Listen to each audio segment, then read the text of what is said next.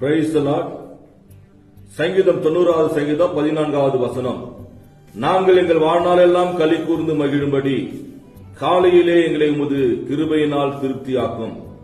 தேவனாய் கர்த்தர் எப்படி நம்மை அனுதினமும் திருப்தியாக்குறார் என்பது குறித்து நாம் பார்க்க போகிறோம். சங்கீதம் 103வது சங்கீதம் 14வது வசனம். நன்மையினால் அவர் திருப்தியாக்குகிறார் என்று பார்க்கிறோம். சங்கீதம் 90வது சங்கீதம் 14வது வசனம். கிருபையினால் நம்மை திருப்தியாக்குகிறார் என்று பார்க்கிறோம். சங்கீதம் 36வது சங்கீதம் 8வது வசனம். அவருடைய ஆலயத்தினுடைய சம்பூரணத்தினாலே நம்மை திருப்தியாக்குகிறார். சங்கீதம் 91வது சங்கீதம் 16வது வசனம். நீடித்த நாட்களாய் அவர் நம்மை திருப்தியாக்குகிறார். சங்கீதம் 105வது சங்கீதம் 40வது வசனம்.